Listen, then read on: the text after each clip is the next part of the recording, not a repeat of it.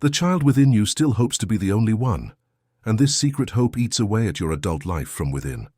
Why, even decades later, does your brother or sister's success still awaken something in you that you prefer not to name?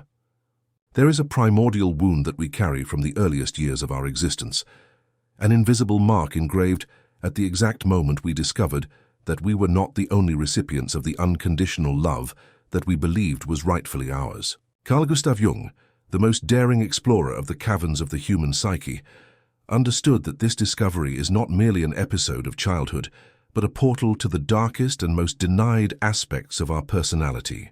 Jung taught us that the unconscious does not know linear time.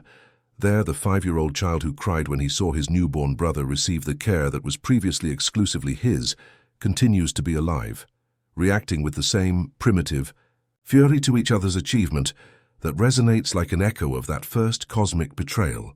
The Swiss psychiatrist who dared to question established truths about the human mind not only revolutionized our understanding of unconscious processes, but also offered us a map to navigate the most dangerous territories of the soul. His work represents a bridge between science and ancient wisdom, between rational knowledge and the symbolic understanding of the mysteries that inhabit the depths of the being. Jung realized that we are much more than we appear to be on the surface of our everyday consciousness. We are bearers of a collective psychic heritage traversed by archetypal forces that shape our destinies in ways that we rarely manage to perceive. Sibling rivalry is not just a family phenomenon limited to the first years of life, but a manifestation of what Jung called a sibling complex, a cluster of psychic contents charged with emotional energy that operates autonomously in our unconscious. This sibling complex becomes one of the most resistant foundations of our personality, determining not only how we relate to our blood brothers, but how we face all forms of competition, recognition, and love throughout our existence. When you feel that tightness in your chest when you learn that your brother has been promoted, when an inexplicable irritation takes hold of you during family gatherings, when you find yourself obsessively comparing your life to his, you are being visited by this dormant complex. What Jung revealed to us is that these feelings are not signs of immaturity or pettiness, but manifestations of a deep psychic dynamic that needs to be understood and integrated, not fought or denied. The family unconscious functions as a theater where the same archetypal dramas are repeated generation after generation. Each family reconstructs in its own way the great universal narratives of humanity, the struggle for recognition, the fight for love, the search for a unique place in the cosmos. Cain and Abel are not just biblical characters, but eternalized representations of a dynamic that lives at the heart of every fraternal relationship. The crucial difference is that, while myth offers us a tragic and definitive resolution, our real life invites us to a much more subtle and prolonged dance with these primordial forces. Jung discovered that what we most reject in ourselves, our envy, our jealousy, our desperate need to be special, constitutes what he called the shadow. This shadow is not a defect to be eliminated, but an essential part of our psychic totality that when denied becomes even more powerful and destructive.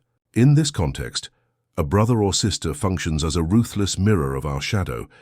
They carry what we cannot accept in ourselves, be it our vulnerability, our need for approval, or our thirst for power.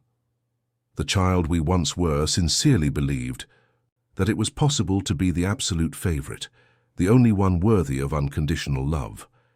This fantasy does not disappear with maturity. It transforms, assumes sophisticated disguises, but continues to operate in the subsoil of our adult personality. How many of our professional, romantic, and existential choices are at bottom unconscious attempts to prove that we are more worthy of love than our siblings? How many times do we build our identity not from our genuine talents and inclinations, but in opposition to what our siblings represent? The process that Jung called individuation, the long road to becoming truly oneself, requires that we face this fraternal dynamic with courage and honesty. It is not a matter of eliminating competition or pretending it does not exist, but of understanding that it points to legitimate psychic needs that have been distorted by childhood circumstances. The thirst for recognition, the need to feel special, The desire to occupy a unique place in the world are healthy impulses that have become neurotic when filtered through the lens of emotional scarcity. What makes this journey even more complex is that our siblings are not just figures from our inner world but real people with their own wounds, projections, and unconscious needs. They also carry their own version of the same dynamics, their own shadows and complexes. What we experience as our own particular story of rejection or favoritism is simultaneously their story from a completely different perspective. Jung taught us that every projection is a two-way street. While we see in the other what we cannot accept in ourselves, we also offer them a blank canvas on which to deposit their own unconscious contents. The family thus becomes a laboratory, where the same psychic experiments are repeated endlessly. Each family encounter reactivates the same patterns, the same power dynamics, the same unmet needs from childhood. The successful adult who returns home at Christmas and immediately regresses into the role of the rejected child or the overbearing older sibling is being captured by these archetypal forces that operate beyond rational awareness. But Jung also offered us a radically different perspective on this seemingly endless suffering.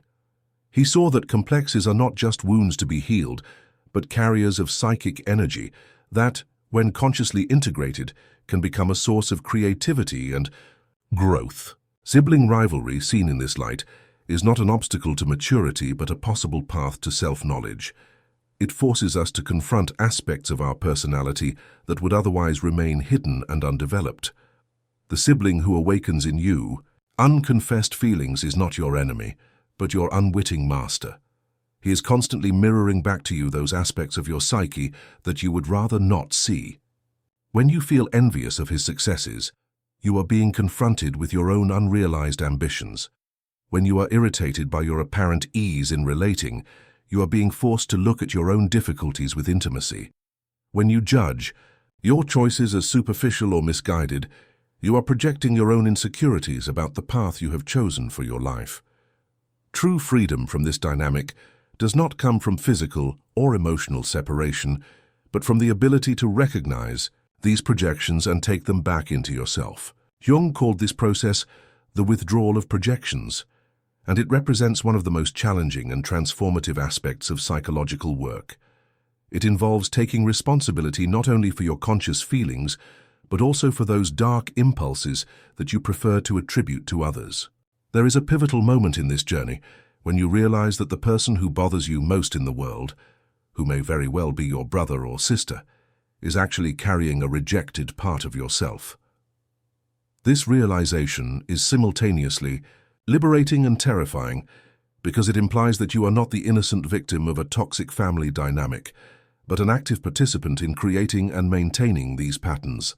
It means recognizing that what you criticize most in others is often what you fear most in yourself.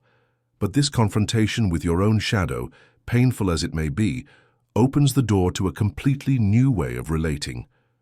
When you stop waiting for your sibling to change so that you can feel good about yourself, when you stop using their successes or failures as a measure of your own worth, something fundamental changes in the dynamic between you.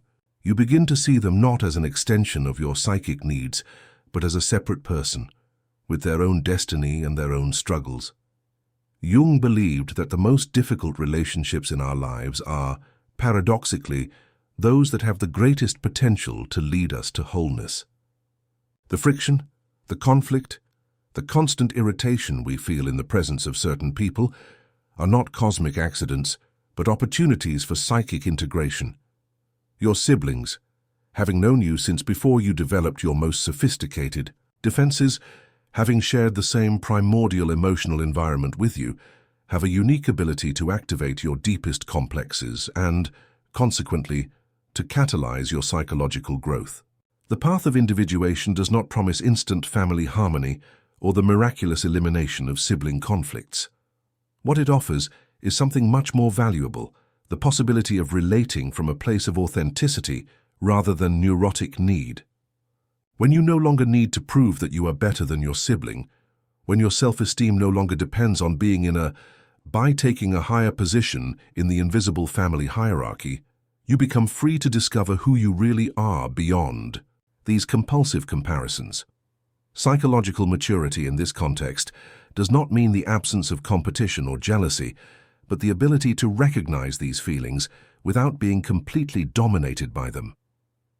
It means developing what Jung called the transcendent function, the ability to hold the tension between opposites without being torn apart by it. You can simultaneously feel envy and genuine joy at your sibling's success. You can recognize your need to be special while simultaneously celebrating the uniqueness of others. This integration does not happen overnight, nor is it a state that, once achieved, remains stable forever. It is a dynamic process that requires constant vigilance and continual renewal.